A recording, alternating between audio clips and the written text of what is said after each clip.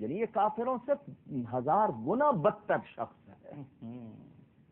لوگ کہتے ہیں لعنت کرو، میں نے کہا لعنت کرنے سے ہماری تسلی نہیں ہوتی کہ وہ اتنا بڑا مجرم ہے، تو جتنا ٹائم ہم نے اس پہ لعنت کرنے کے لیے لگانا ہے اتنا ٹائم امام پر درود دیتے ہیں. اللہ اکبر، اللہ اکبر، اللہ اکبر. کیا بات ہے، کیا بات.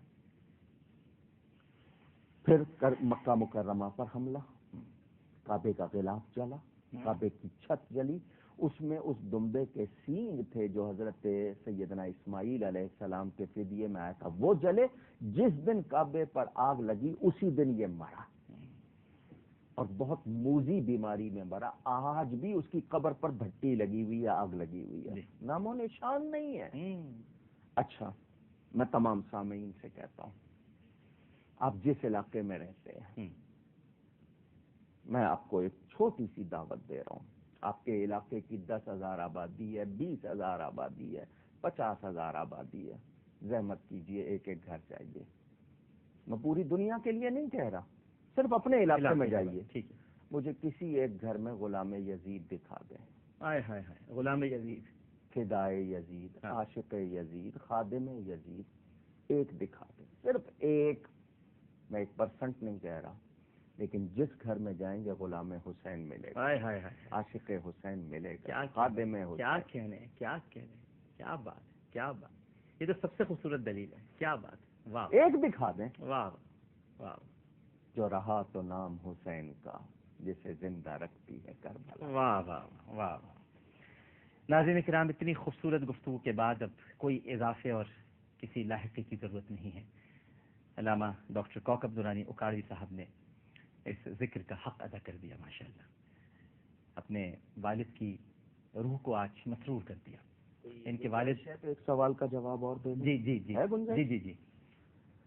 کچھ لوگوں کے ذہن میں یہ ہے کہ کچھ صحابہ نے بیعت کر لی تھی یزید کی، ان کے لیے کیا حکم ہوگا؟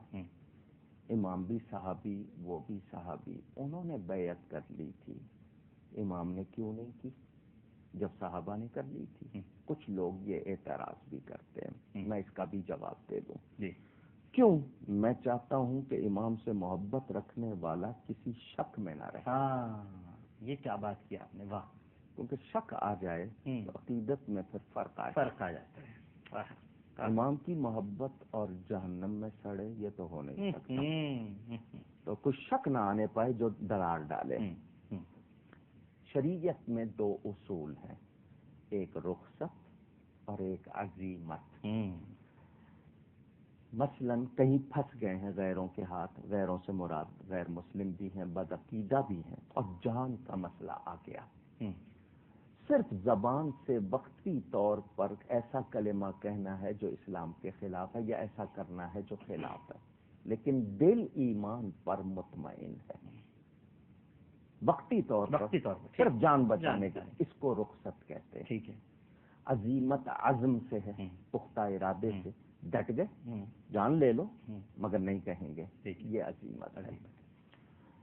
عمر زیادہ ہو جائے، جسم میں ناتوانی آ جائے، محسوس ہو کہ ہم اکیلے ہیں، قوت نہیں بن سکتے، تو عام آدمی اگر قبول کر لے تو لوگ کہیں گے کہ کیا کرتا یہ کیسے لڑتا، اس میں اتنی ہمت کہاں تھی.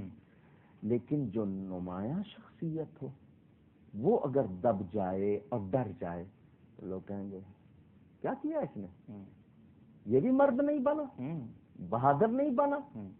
تو جو جتنا اہم ہوگا اس کا کردار بھی اتنا ہی ہونا چاہیے. جن صحابہ نے بیعت کی انہوں نے رخصت پر عمل کیا، تقیہ نہیں تھا، رخصت تھی، شریعت کی اجازت ہے، قرآن میں بیان ہے اس کا. الا من اکرہ وقلبہ مطمئن بالایمان، قرآن میں بیان ہے. امام علی مقام جیسا شخص رخصت پر عمل کرتا. ابھی جو آپ نے سے پہلے بیان کیا، واہ واہ، وہ تو عظیمت کی منزل پہ تھے. ان کا تو درجہ بہت بڑا تھا. آج ماؤں کے لال کہتے جب نواسہ رسول نے کمزوری دکھائی ہم بہادری کیوں دکھائیں. آج یہ کہتے اگر ایسا. واہ واہ واہ واہ. انہوں نے ثابت کر دیا کہ میں کنبہ قربان ہوتے دیکھ لوں گا، امت قربان ہوتے نہیں دیکھے گا. ہائے ہائے. وہ خود گھوڑے سے گر گئے مگر گرتی ہوئی امت کو اٹھا گئے. سبحان اللہ سبحان اللہ. ان صحابہ پر الزام نہیں آیا. نہیں، وہ رخصت کی بات آ رہی. بالکل ٹھیک. ایک سوال یہ کیا جاتا ہے کہ صحابہ نے روکا امام کو کوفہ جانے سے. بالکل روکا، درست حوالہ ہے.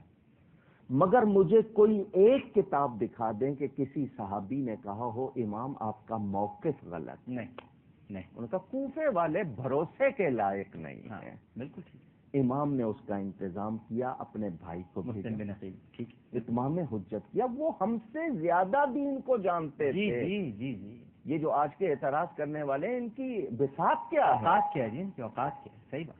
یہ اس پلید کے لیے تو اتنا کچھ کرتے ہیں، امام کے لیے نہیں جانتے کہ جو ان سے، بلکہ نبی پاک صلی اللہ علیہ وسلم کی یہ دعا، اے اللہ جو حسن حسین سے محبت رکھے تو اس سے محبت رکھ. سبحان اللہ سبحان اللہ سبحان اللہ سبحان اللہ. تو ناظرین کرام، میں عرض کر رہا تھا کہ آج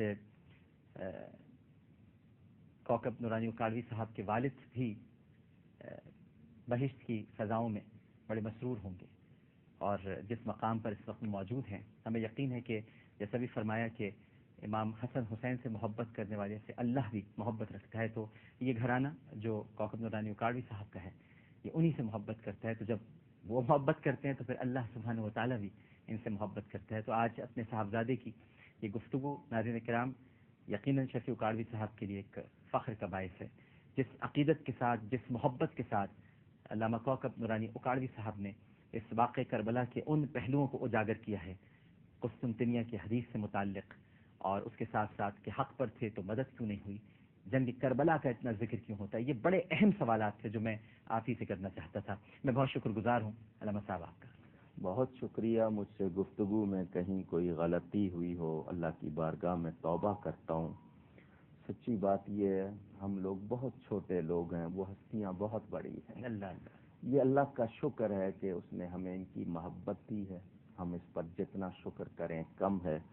اور وہ تمام لوگ جو امام پاک اور آپ کے رفقا سے، اہل بیت نبوت سے، صحابہ سے محبت رکھتے ہیں، وہ کسی شک میں نہ رہیں، یقین کی منزل میں آئیں. اور میں پھر کہوں گا اللہ تعالیٰ آپ کو جزا دے کہ آپ نے اس پر اتنا اہتمام کیا. اللہ تعالیٰ قبول فرمائے. آمین ثم آمین. ایک چھوٹا سا وقفہ لیتے ہیں ناظرین کرام. وقفے کے بعد انشاءاللہ دوبارہ حاضر ہوں گے.